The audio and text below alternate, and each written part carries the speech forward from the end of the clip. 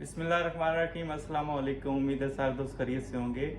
अच्छा दोस्तों, आज की इस वीडियो में हम एक नए विजिट वीज़ा की बात करेंगे जो मलेशिया ने हाल ही में इंट्रोड्यूस कराया है। अभी 2-4 दिन पहले इस पर एक इमिग्रेशन की तरफ से प्रेस कॉन्फ्रेंस हुई थी। उस वीज़े पे बात करेंगे कि वो वीज़ा क्या है, किन बंदों को मिल सकता है, उस पर आना आसान है या मुश्किल है, उस पर बंदा डिपोर्ट होता है या नहीं होता, और उस पर क्या सहूलतें हैं और या क्या परेशानी उस पर हो सकती है। इसके बाद ये जो नॉर्मल वीज़ा है इस पर भी बात करेंगे और देखेंगे कि क्या आया इस पर बंदा डिपोर्ट हो रहे हैं, अगर मलेशिया में पहुंच जाते हैं तो उस पर नौकरी कैसी मिलती है, और उसके बाद अगर ये जो वीज़ा होता है इस पर लीगल होने के चांसेस होते हैं या नहीं होते, और अगर होते हैं तो कितने % होते हैं, और इसके बाद जो यू टर्न वीज़ा होता है वो लग रहा है कि नहीं लग रहा, अगर लग रहा है तो वो कितने साल का होता है और उस पर आया बंदा ट्रेवल कर सकता है या नहीं कर सकता। इन सारे विजिट वीज़े के हवाले से छोटी छोटी बातों पर इस वीडियो में जिक्र करेंगे। वीडियो के साथ रहिएगा, वीडियो को मुकम्मल देखिएगा। जो भाई विजिट वीज़ा के हवाले से मालूमात लेना चाहते हैं, उम्मीद है उनके हर सवाल का जवाब उनको इस वीडियो में मिल जाएगा। तो आइए वीडियो को बाकायदा शुरू करते हैं। मेरा नाम है यासिर। आज 8 अक्टूबर है, शाम के तकरीबन 3:30 बज रहे हैं मलेशिया में। अच्छा भाइयों, ये मलेशिया ने एक नया विजिट वीज़ा इंट्रोड्यूस कराया है। मैं आपको, इन्होंने एक प्रेस कॉन्फ्रेंस भी जारी की थी, इस पर मैं आपको वो सारी प्रेस कॉन्फ्रेंस इनकी जो है जैसे लिखी हुई है मैं वैसे बिल्कुल हूबहू आपको पढ़ के सुना देता हूँ उर्दू तर्जमा के साथ। मैं इसका लिंक डिस्क्रिप्शन में भी डाल दूंगा। ये तस्वीर जो है मैं स्क्रीनशॉट लेके भी आप लोगों के साथ शेयर कर दूंगा। उम्मीद है आप खुद भी इसको पढ़ लेंगे, समझ लेंगे। ये मलेशिया इमिग्रेशन डिपार्टमेंट का मीडिया से बयान था, प्रेस कॉन्फ्रेंस थी, उसमें ये सारी डिटेल बताई गई है। जो आम नुकात हैं वो आपको मैं पढ़ के हूबहू सुना देता हूँ जैसा इसमें लिखा हुआ है। हंगामी और अहम कामों के लिए सोशल विजिट पास PLS के साथ पेशा वराना काम करने की इजाज़त, ये इसका उन्वान है। मलेशिया का इमिग्रेशन डिपार्टमेंट JIM अच्छी तरह समझता है कि मकामी कंपनियों और बैनुल-अक़वामी कंपनियों ENC के दरमियान एक ऐसी ज़रूरत है जिनको आम काम जैसे कि फैक्ट्रियों में मशीनों की मुरम्मत, बिजली की खराबी, ICT सिस्टम की नाकामी और काम करने के लिए गैर मुल्की महारत की ज़रूरत है। असासों और सहूलियात को काम करने की इजाज़त देने से पहले टेस्टिंग और कमीशनिंग का काम इन गैर मुल्की माहिरीन की फौरी ज़रूरत है ताकि कंपनी के काम और पैदावारी सलाहियत मुतासर ना हो और कौमी मफादात हमेशा महफूज रहें। लिहाजा कौमी इक्तसादी बहाली की कोशिशों के नफाज में बराह रास्त मुलव्वस एक एजेंसी के तौर पर JIM ने हंगामी कामों को काबिल बनाने के लिए 30 दिनों की मुद्दत के लिए सोशल विजिट पास PLS या XPATS का इस्तेमाल करते हुए दाखिले की एक नई सहूलत मुतारफ़ करवाई है। फौरी तौर पर इसको लागू किया जाएगा। कंपनियां अपनी दरख्वास्त इमिग्रेशन ऑनलाइन सिस्टम लिंक के ज़रिए जमा कर सकती हैं, जो कि ये लिंक नीचे दिया गया है। मंजूरी 3 वर्किंग डेज़ के दिनों में की जाएगी, ऑनलाइन दी जाएगी। गैर मुल्की शहरी जिन्हें वीज़ा की ज़रूरत है वो वीज़ा सिस्टम के ज़रिए मलेशिया के वीज़े के लिए ऑनलाइन दरख्वास्त मकामी सनदगार को जमा करा सकते हैं। स्टिकर होल्डर जिन्हें PLS सहूलत के बारे में मज़ीद मालूमात दरकार हैं, मतलब ये कहा जा रहा है कि जिन ताजरों को, मलेशियन ताजरों को मज़ीद इसके बारे में डिटेल चाहिए वो इस लिंक पर क्लिक करके मज़ीद डिटेल ले सकते हैं। अच्छा, तो मैं आपको इस पर डिटेल समझा देता हूँ कि इसका मकसद क्या है और ये वीज़ा किन लोगों को मिलने वाला है, अगर आपको कोई बात समझ इस प्रेस कॉन्फ्रेंस के बयान से नहीं आई तो। बाज़ जो लोग प्रोजेक्ट में काम करते हैं उधर कमीशनिंग का काम होता है, मुरम्मत का काम होता है, जो पावर प्लांट चल रहे होते हैं, बिजली घर चल रहे होते हैं, डैम वगैरह होते हैं, जो जब कंप्लीट होते हैं तो उनकी कमीशनिंग होती है। और ज़्यादातर ये होता है कि जो उनकी कमीशनिंग के लिए इंजीनियर्स आते हैं वो बाहर कंट्री से आते हैं, जर्मनी, यूरोप, ऑस्ट्रिया वगैरह से वो आते हैं। तो इसका जो नॉर्मल प्रोसीजर है वो उसके लिए अप्लाई पहले करना पड़ता था, उसका एक लंबा प्रोसीजर होता था, 15-20 दिन उसमें लग जाते थे, उसके बाद कहीं जाके वीज़ा मिलता था और उसके बाद भी थोड़ी बहुत परेशानी वगैरह होती थी और फिर बंदा आके अपने काम में पहुंचता था। तो अभी जो मलेशिया इमिग्रेशन का एक इदारा है JIM, उन्होंने ये सिस्टम इंट्रोड्यूस करवाया है। आप अगर किसी कंपनी को किसी गैर मुल्की की ज़रूरत है तो वो कंपनी उस गैर मुल्की से बातचीत करने के बाद अपनी जो दरख्वास्त है वो JIM को जमा करा सकती है और 3 वर्किंग डेज़ में उसको उस दरख्वास्त को मंजूरी मिल जाएगी और वो बंदा जो है वो मलेशिया में आ सकता है, चाहे किसी भी मुल्क से है। 30 दिन विजिट पास इसका होगा, वो 30 दिन मलेशिया में आके गुजार सकता है।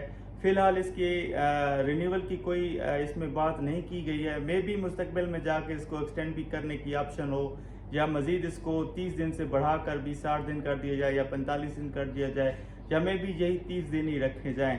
तो प्रोजेक्टों में मुरम्मत वगैरह का भी काम होता है, जिसके लिए यही सेम प्रोसीजर होता है। बाज़ औक़ात मशीनें ऐसी लगाई जाती हैं कि उनको लोकल सतह पे मुरम्मत नहीं किया जा सकता, या उनको रिपेयर वगैरह नहीं किया जा सकता। तो उनकी जो रिपेयरिंग होती है, वो जो बंदे आते हैं वो बाहर से आते हैं, तो उनका भी सेम प्रोसीजर है कि वो यही वीज़ा कंपनियां अपने बंदों के लिए, जिन बंदों को बुलाना चाहती हैं उनके वीज़ा अप्लाई कर सकती हैं, और वो बंदे 3 वर्किंग डेज़ में उनको वीज़ा मिल जाएगा और नेक्स्ट डे वो ट्रैवल कर सकते हैं मलेशिया के लिए। उम्मीद है आपको इस वीज़ा के बारे में समझ आ गई होगी, क्योंकि हमारे पाकिस्तानी, मैंने भी काफ़ी प्रोजेक्टों में देखे, हमारे पाकिस्तानी इंजीनियर्स भी काम कर रहे होते हैं, और उनको भी काफ़ी परेशानी का सामना करना पड़ता है जब मलेशिया में आ रहे हैं। बाज़ औक़ात कुछ बंदों को डिपोर्ट भी कर दिया जाता है, लेकिन इस वीज़े में इसको किसी भी बंदे को डिपोर्ट नहीं किया जाएगा। GIM जो है इसको बाकायदा फॉलो करेगी, और जितने भी बंदे अगर कोई कंपनी बुलवाएगी तो उनको बाकायदा सहूलियात के साथ मलेशिया में एंट्री दी जाएगी, और बगैर किसी डिपोर्ट के, बगैर किसी मसले के वो मलेशिया में पहुंच जाएंगे, उनको किसी किस्म की कोई परेशानी नहीं होगी। तो इसके बाद दोस्तों बात करते हैं ये जो हमारा नॉर्मल विजिट वीज़ा चल रहा है, जो आजकल ई वीज़ा हो चुका है। पहली बात यह है कि अगर आप थोड़ा पढ़े लिखे हैं, या कुछ थोड़ा बहुत कंप्यूटर मोबाइल को समझते हैं, और आप विजिट वीज़ा पे मलेशिया पे आना चाहते हो, तो आप ई वीज़ा खुद अप्लाई कर सकते हैं। उसके लिए आपको एजेंट की ज़रूरत नहीं है। एजेंट आपसे मतलब मे भी हो सकता है एक्स्ट्रा पैसे ले रहे हों, सारे एजेंट एक जैसे नहीं होते, लेकिन कुछ हो सकता है बीच में से आपसे एक्स्ट्रा पैसे ले रहे हैं, चार्ज कर रहे हों, तो आप खुद भी उसको अप्लाई कर सकते हैं।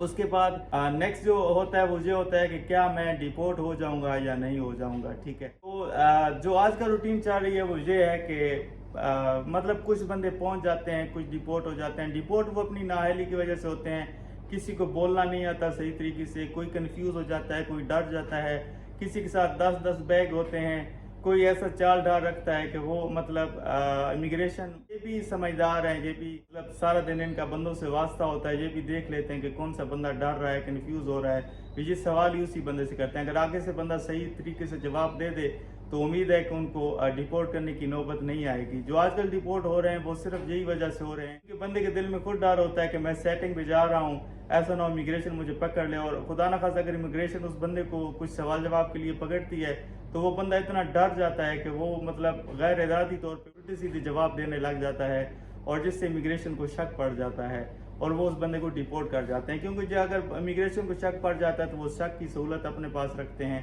और शक को मद्देनजर रखते हुए उस बंदे को डिपोर्ट कर देते हैं। उसके बाद जब बंदा मलेशिया में पहुंच जाता है तो क्या बंदे को अच्छी नौकरी मिल सकती है?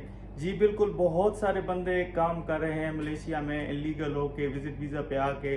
सिर्फ पाकिस्तान से नहीं, बहुत सारी कंट्रीज, डिफरेंट कंट्रीज से मलेशिया में आके बंदे विजिट वीज़ा पे काम कर रहे हैं, और कुछ बंदे अच्छी सैलरियाँ भी ले रहे हैं। लेकिन ये सारे नहीं होते, क्योंकि ये होता है कि जब आप मलेशिया में आते हैं, आप इलीगल हो जाते हैं, तो ये एजेंट को भी पता होता है, आगे जो बॉस आपको काम पे लगा रहा होता है उसको भी पता होता है कि आप इलीगल हैं, और वो उस लिहाज से आपको सैलरी पे करते हैं। हालांकि अगर आपका हक ज़्यादा बनता है तो उस हक से आपको थोड़ी सैलरी पे की जाएगी, क्योंकि उनको पता है जो बंदा इलीगल है और कहीं और इसके पास ऑप्शन नहीं है। लेकिन ये हर जगह पे ऐसा नहीं होता। कुछ कंपनी ऐसी होती हैं जो बंदे को उसका पूरा हक देती हैं और अच्छी नौकरियां भी मिल जाती हैं, और विजिट वीज़ा पर आने वाले अच्छी नौकरियां भी कर रहे हैं। मैंने खुद कई बंदों को देखा है जो अच्छी नौकरियों पे लगे हैं, और कई बंदों को देखा है जो जलील भी हो रहे हैं। तो ये नहीं कहा जा सकता कि बंदा 100% आके कामयाब हो जाएगा या 100% आके नाकाम हो जाएगा। कामयाब भी हो सकता है, नाकाम भी हो सकता है। उसके बाद जो नेक्स्ट सवाल होता है कि क्या मैं लीगल हो जाऊंगा विजिट वीज़ा पे आके?